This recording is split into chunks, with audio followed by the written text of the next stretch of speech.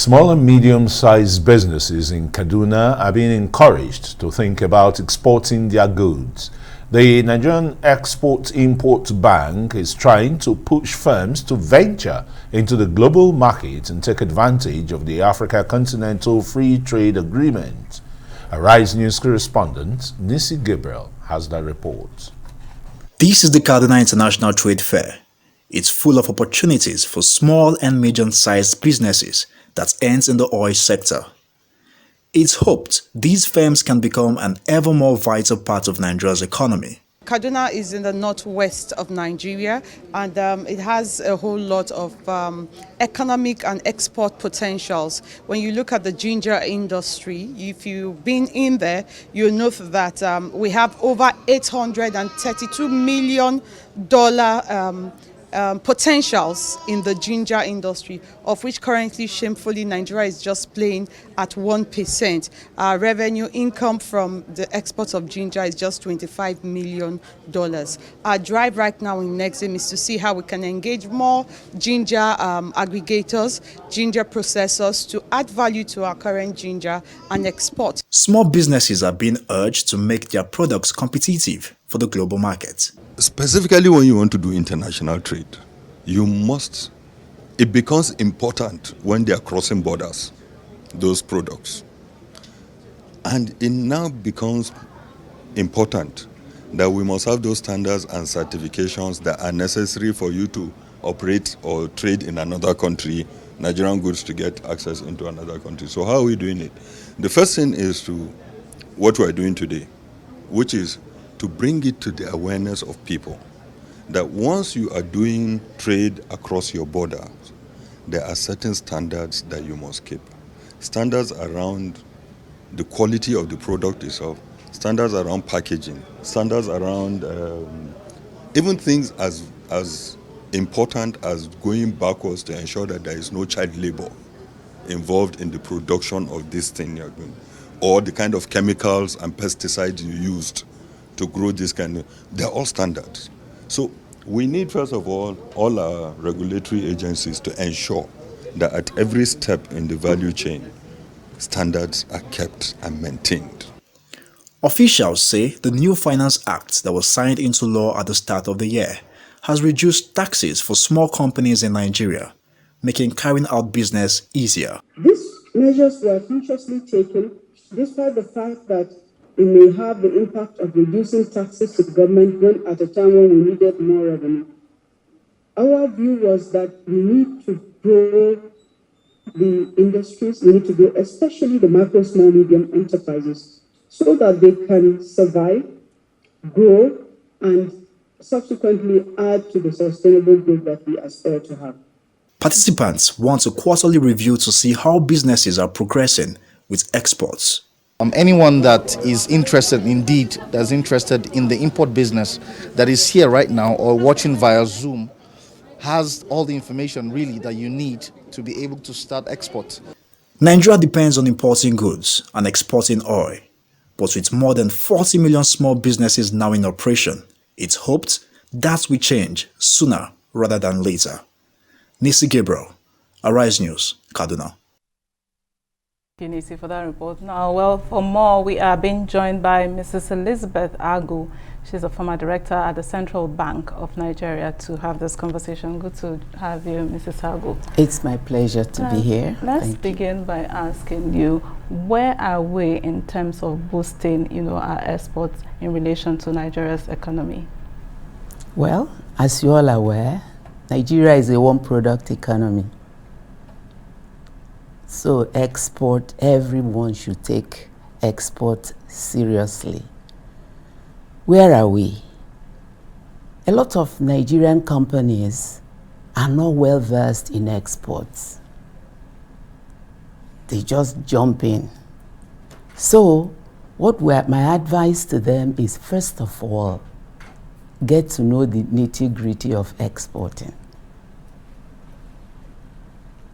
Train yourself. We have a man we call Mr. Export in Lagos, Multi-Mix Academy. If you think you want to export and earn dollars, you can sign up and train yourself. CBN has also organized seminars encouraging people, especially women, to export. I'm interested in that of the Central Bank of Nigeria because we've seen it in the last couple of years becoming a very massive interventionist. I don't want to call it an agency, but in various areas of the economy, you know, to bolster the nation's economy and the rest is farmers, the growers, farmers, program and the rest, the rice program, cotton and what have you. A lot of things that other auxiliary banks should be doing. The CBN is intervening there. So tell us more.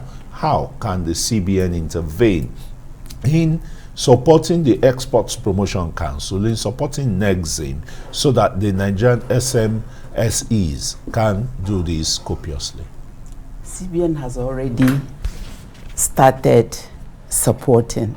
Number one, a lot of the export promotion procedures have been automated by the central bank.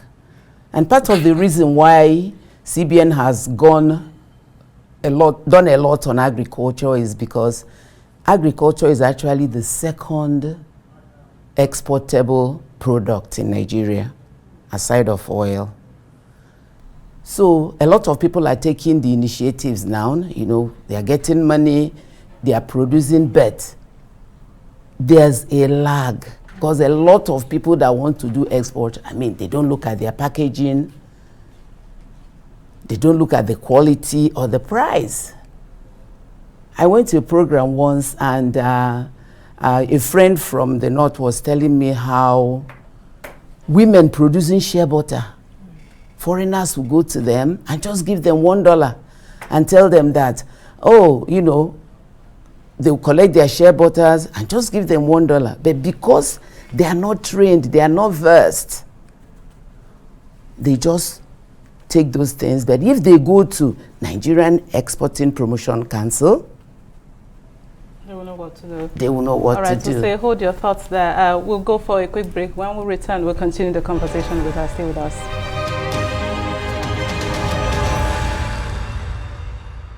You're welcome back. You're still watching Newsnight from the nation's capital, Abuja. I am Christian Ogodo. And I am Amaka Okoye. Okay, we still have Dame Elizabeth Oyibo Agu, former director, Central Bank of Nigeria. In fact, she was the pioneer controller of the central bank in Asaba Delta State, right? Right. Okay, now let's look at you've been talking about the shortcomings, faced by Nigerian businesses in the field of exports.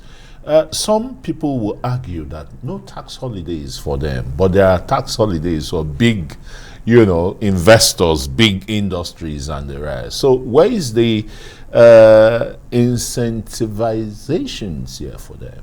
Okay. Now, whether there's tax, there are tax holidays, but a lot of them are not aware of it. What we suffer most in the small and medium scale industries, people that want to export, is lack of knowledge, lack of awareness of what they need to do. We have a portal, we have a trading systems portal where if you want to export anything, you have to register first. Some of them will get companies abroad and have an open account with them. That's a no-no. You have to go through letters of credit. It's usually when they are now having problems, they start working from the end. Do you understand?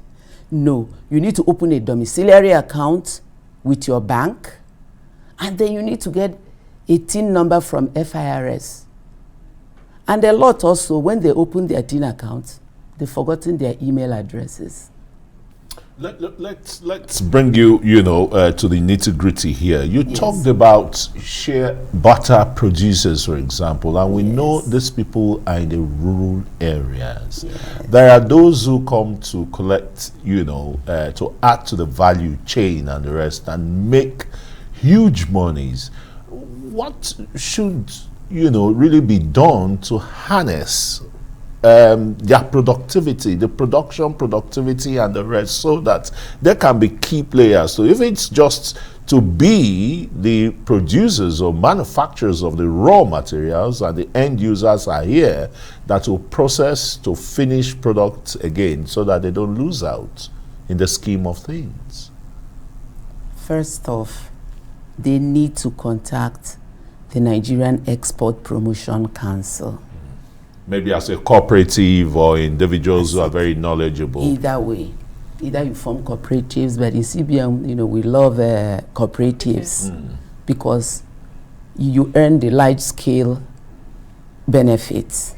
Because, the more you are, the more you're competitive. And there's competitive advantage. Whichever capacity you have, you bring to the team. But most of all, there are so many incentives, but people are not using them. Even if you are in a rural area, go to the nearest central bank there. There's a central bank in every state. And we have desks, we have information desks. Whichever kind of information you need, you can get there. And I'm not aware, I don't know if Nigerian Promotion Council have offices all over the federation, but you can link with them online. Even if you're not literate, computer literate, you have relations that are. Like even before this program, I visited the trading systems portal, and it was working. I was going to ask you, away from all of these technicalities and what they need to do in terms of maybe registration and online, how best can this be simplified for them so that it makes sense to them? Some people don't even have access to internet, for instance. So the rural areas, those who are in the rural areas, how are they able to get this information that would make sense to them? Otherwise, it just may not make sense, even though the information is available, if they don't know how and where, who to meet. So there is that gap in communication between authorities and the people that should get the information that they need. Post-COVID, there's even a lot of non-physical contacts now. So until institutions that are involved with export start their usual enlightenment campaigns, reaching out to them, they still have to, on their own, look out for, go on the internet. My dear, if you cannot, then maybe you need to do another business, not export. Because like from NXP is online. Most of the stuff on exporting are now online. So if you're not initiated, maybe you should just, go into another business.